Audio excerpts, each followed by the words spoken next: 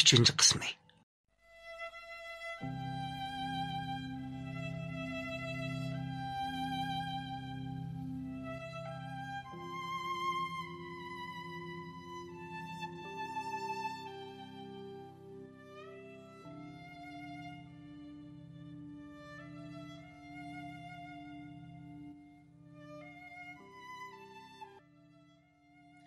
Aradan 2 yil o'tib ketdi.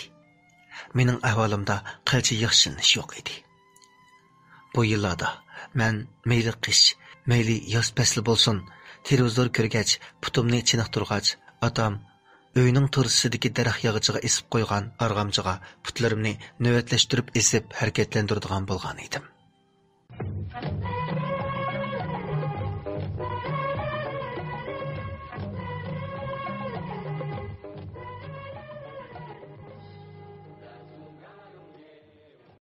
Quluğa koydu saptıma. Bu insan qeripidan chiqqanlik. Ba'zilar qullarga azrahmi rahim qilmaydi. Fransusko'g'u odam emas bir nima. Onun kimligini mana men bilmem. Onun öňe ak bolgaç şunday yoğançylyk qilip yürüydi. Ämiliyetki bizge okşaşlar. Ondaq deme Roza. Omu didek ko. Hanım yaxşı gördü dep. Xäqni kızgınmay yürüydi texi. Ona yoğançılığı yok takılıdı. O tolun mulayım o. Yaxşımsizlar. Yaxshimisiz Devzora, yaxshimisiz. Qandaq? Sizlarga bir narsa lozimmi? Rahmat sizga, lozim emas. Qara onun onuqligini. Onuqlıq qursun. Ködüm ana hocayına kerlik ketkinni. Sen onun tarlaqıldan oxşamamsan. Bu bir nimeni hamını bir gün domini basıdı. Ba'zi chaqlarda herib ketganimdan putumni arg'amchidan olmayla uxlab qolatdim. Otam bilan opam hamma ishlarimni qilib behli jabbo chekkan edi. Ammo mening eng xushal bo'ladiganim ota-onam shuncha qaysarlik bilan meni davolatish bilan kichik akamni o'qitib oldi. Kichik akammo o'qish bitirib nohiyalik doktorxonaning qon punktida ishga tushdi. Ota-onamning yuki endi xeyla yeniqlagan edi. Bu yillarda yana mayli otamning mayli opamning qon qayrindosh tuqqanlari bo'lsin, ailemizga nihoyat ko'p mehr yetkazgan edi. Bo'libmi, mahallamizdagi doktor Iskandar otam mening salomatligimga behli ko'ngil bilib, mayli do'ram tugsin yoki tugmasin, men uchun alohida dori olg'ach kelib, menga o'kil urib, ota-onamga osonlik yaratdi. Ular bizga yiroqroq tuqqan bo'lib, Iskandar otamning ayolining hadisi Cho'lponxon opam cho'ng tag'am bo'lgan Eminiyas otamning ayoli edi. Dal shundoq bo'lg'achqa, Iskandar otam oilasidagilar bizga to'liq mehribonlik bilan muomala qiladi. Anglashimcha, Iskandar otam mening og'riqim to'g'riliq gap bo'linganda kishilarga otam bilan opamni maqtab turib, ular qaysarlik bilan bolsini qutqizib oldi. Agar dori uzib qo'ygan bo'lsa, kasallik taraqqiy qilib, bolasining qo'llarimi sizimidan qilishi mumkin edi. Kasallikni kontrol qilib, xatarlik bosqichdan o'tib ketdi degan ekan. Men buni keyin yaqin qo'shnimizning opamga Iskandar otamning gapini yetkazganda anglab, opam bilan tangla ko'zlarimga yosh olgan edim. Ham ota-onamning shuncha qaysarligidan meni qayta yashash fursatiga erishtirish uchun to'lagan badallardan cho'nqur ta'sirlanib, qalbim larzaga kelgan edi.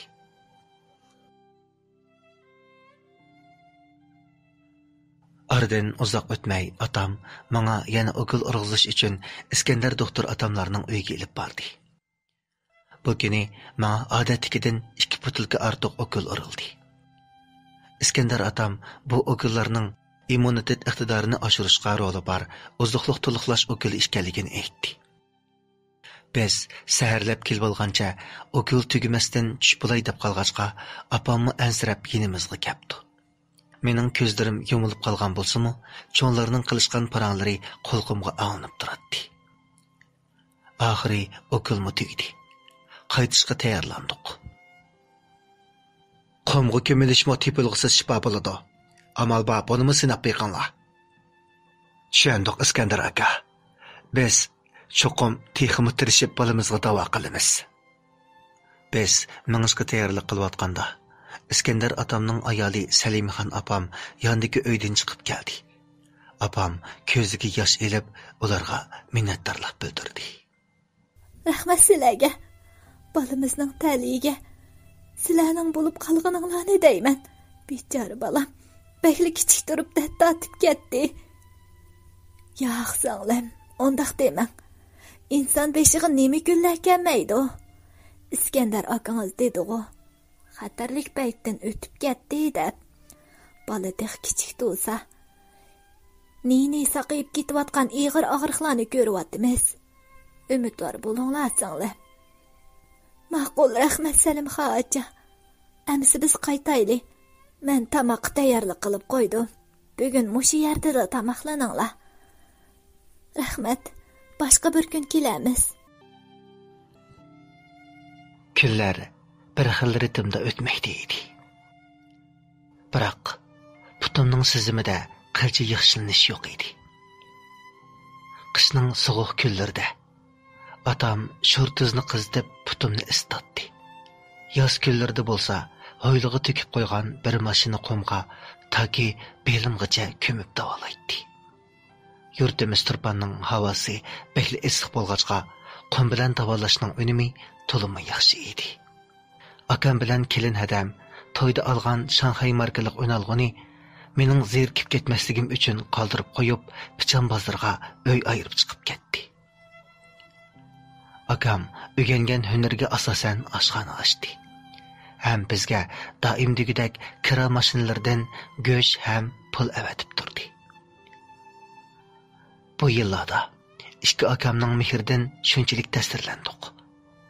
Atam bilan apam ularning texim runoq tepishini arzu qiladi. Men endi ilgirki radio anglash bilan cheklanib qolmasdan, radiodagi yoqtirgan programmalarni o'nalg'u lentasiga saqlab oldigan bo'ldim.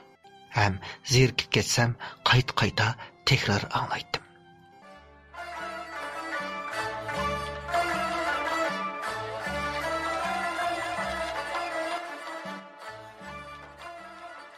Şinjan Halk Radyo Stansiyasi. Hazır.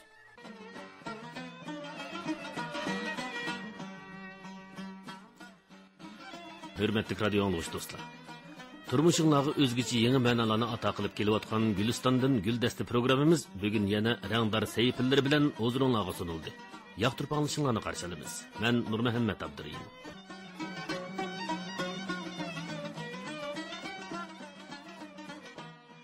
Tartaq Navasi programımızın məzmunlarını davamlaşdırardımız.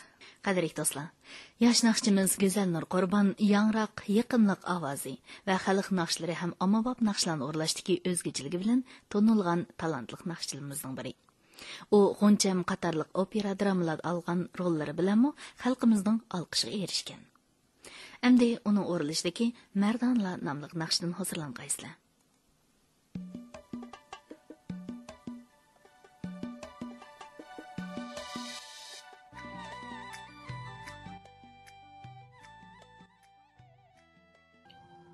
Aşu programmalar, ön algıga saqlab olgan nadir naqshi muzikalar menga yillarcha hamroh bo'ldi.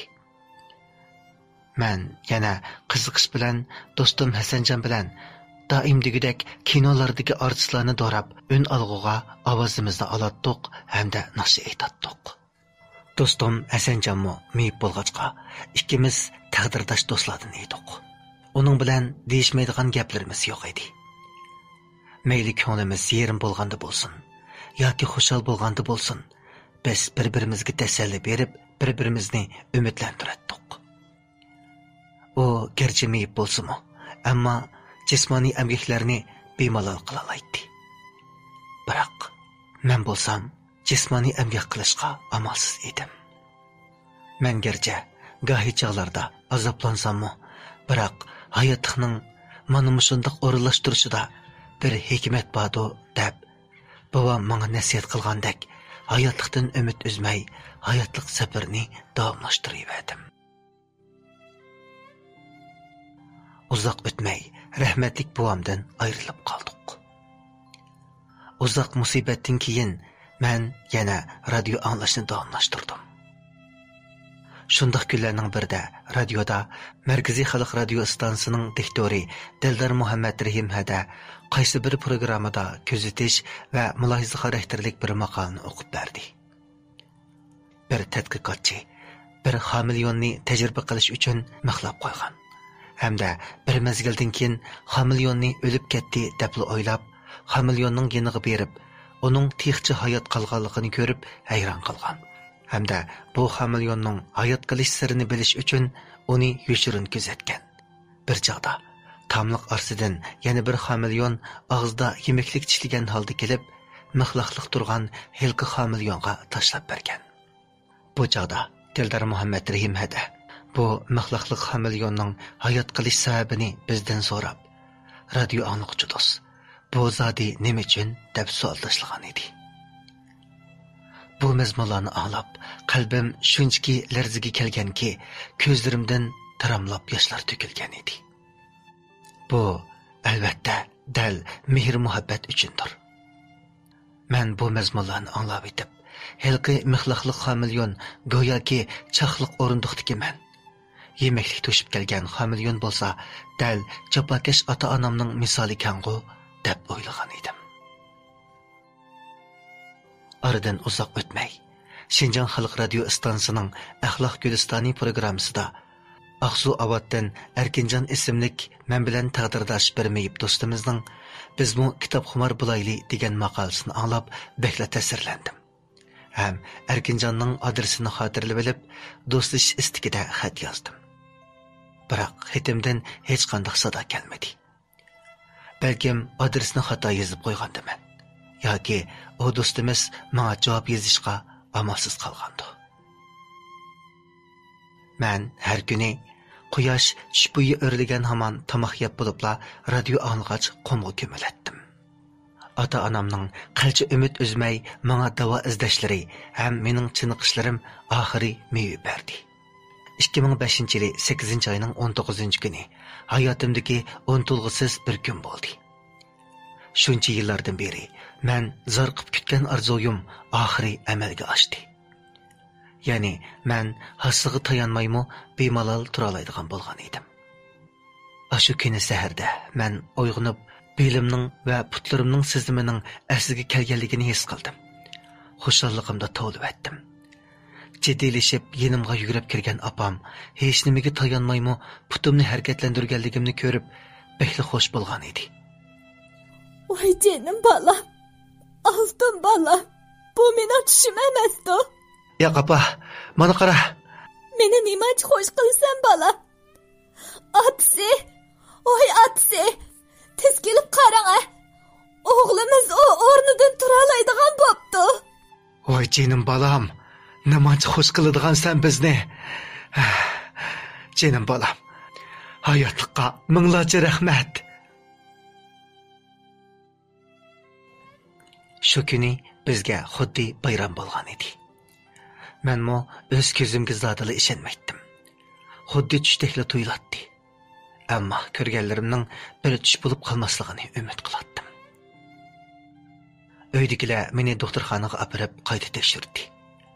Doktorlarmo mening aslimga kelganligimni bilib, bahli hayron qilishdi. Ham bu bir mo'jiza deyishdi. Ularning deyishicha, mening tan salomatligim bara-bara o'z hojatimdan chiqolmagan darajada eg'irlashib, o'rnimdan turolmas bo'lib qilish ehtimolligim borligini faraz qilishgan ekan. Ammo dal aksicha putimning sezimi asliga kelgan edi. Men yana bir mezgillik kutinishdan keyin bara-bara texmo tetiklashishga boshladim. Velosiped, motosikletlarni bemalol minalaydigan bo'ldim. Uzun yo'llarda erkin azoda mang'alaydigan bo'ldim.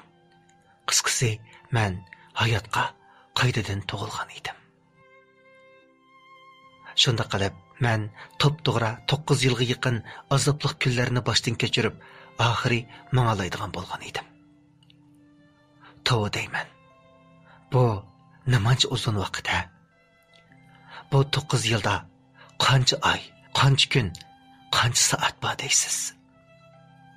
Men shuncha uzun azobli kunlarda ota-onamning mehr muhabbati va radio bo'lmagan bo'lsa, bu uzun vaqtlarni qandoqmi o'tkazatdimkin tang? ota-onamning muhabbati va radio bo'lmagan bo'lsa, balkim allaqachon ruhiy jihatdan tugishib ketgan bo'lar edim. Mening tugimas umid boyligim bo'lgan ota-onamning cho'nqur mehri va radio meni hayotga har vaqt xushallik bilan umid bog'lashga da'vat qiladi. Men salomatlik ahvolimda ilgirlash bo'lgandan keyin do'konni qaytadan ochdim.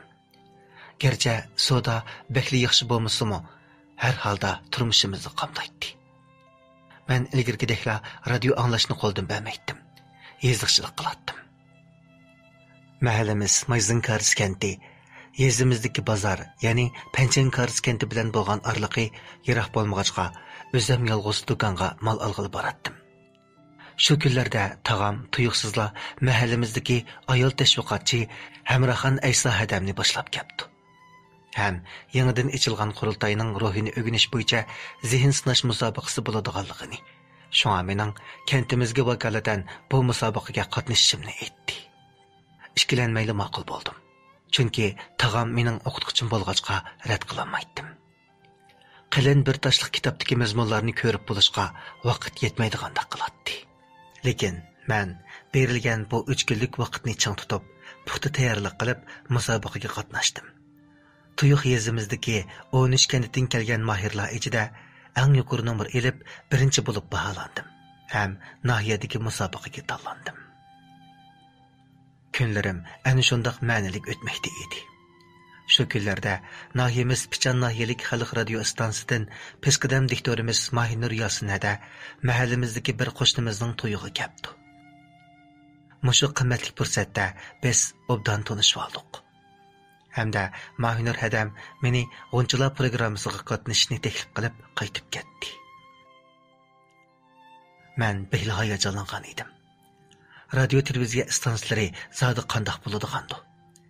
Diktor riyosachilar zodi qandoq muhitda, qandoq joylarda so'zlaydigandu deb ajoyib sirli xayollarni qilatdim.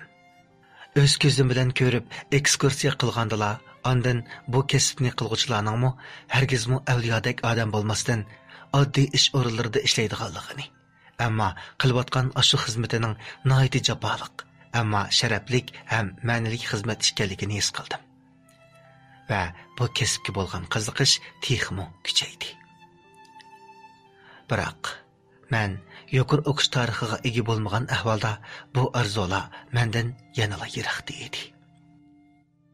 Shu chog'da mas'ul muharrir Farizat Faridin hada menga "Siz yosh, amalba yuqori o'rlab o'qiylang. Shuningda sizga texmo ko'p fursatlar bor" deb umidlantirdi. Men izchil turda og'rib qolgandan keyinmi darslarni o'zligidan o'rganib, to'liq o'tira 2-yillikcha bo'lgan darsliklarni tugatgan edim. Salomatligim yaxshilanganda bo'lsa, to'liq 3-yillikning darsligini o'zligimdan o'rganib tamomladim. Biroq oliy maktab imtihoniga qatnashib baxmadim. 2008-yili atyoz kunlarining birida mahallamizdagi boshlang'ich maktabning mudiri Rishit Ayso aka bir kuni do'konga kirib keldi. Hamda opam ikkimizga bir maslahati borligini aytdi. Yusufjonning izchil gazet jurnallarga asar e'lon qildirib kelayotganligidan xabarim bor. Biz o'qituvchilar behli hayron ham qoyil. Maktabimizdagi o'qituvchilar doim bu Yusufjon bizni xijil qilib qo'ydi. Biz o'qituvchi bo'lgandikin asli biz yezib e'lon qilishimiz kerak edi deyishib ketdi. Hozir maktabga o'qituvchi kam edi. Yusufjonning yeziqchilik jihatdagi talantini o'ylab, maktabga kelib ishlashga taklif qilib kelib edim. Rishit akaning bu so'zlarini anglab, opam ikkimiz behli xush bo'ldik. Opam sal ansirgan bo'lsa-mu, ammo Rishit aka bizni qoyil qilib qaytib ketdi. Shunda qilib men mudirning o'rinlashtirishi bo'yicha 1-yillikdan 3-yilliklargacha til adabiyotdan dars beradigan o'qituvchi ham qo'g'dash xodimi bo'lib ishga tushdim. Shu yili elimizda Beijing Olimpik tanarkat yig'ini ichildigan bo'lg'achqa, taratqularda bu haqda mukofotliq maqola qabul qildiganlik to'g'risidagi uqtirishni anglab qoldim. Hamda o'zimning chiniqib sog'aygandagi kechirmishlarimni tafsiliy yezib, Markaziy xalq radio stansiyasiga avatdim. Bu maqolam 2008-yili 8-oyda, ya'ni Olimpik yig'ini harfisida Markaziy xalq radio stansiyasining radio jurnali programmasida diktor Patigil Muhammad tarafidan anglatilib mukofotlandi. Shu daqiqalarda shunchalik hayajonlandim. O'qituvchi ustozlarim, do'stlarim va mahalliy komitetidagi kadrlarning hammasi degudek telefon qilib meni tabrikladi. Aradan uzoq o'tmay ikki parcha hikoyam Turpan gazeti tarafidan munavvar asar bo'lib mukofotlandi. Mening ish izlarimni anglagan Pichan nahiyalik tashviqot bilimi mening yozgan asarlarimga qo'sh qatlab qalam haqqi berib meni mukofotladi va ilhom madadlarini berdi. Bir yildan keyin men o'qish orzuyimni ishga oshirish uchun Xinjiang Meyiblar alayda ma'rif maktabiga o'qishga bordim. Maktabimiz Avtonom rayonlik Meyiblar birlashmasi qo'rusi ichida bo'lib, maktabimizda har millatdan bo'lgan, tan salomatligiga o'xshashmagan har xil darajadagi meyib do'stlar o'qiydi. Men maktabga qadam bosgan tunji kunala kutilmagan bir ishga yo'liqib, maktabdan haydalgili qil qoldim.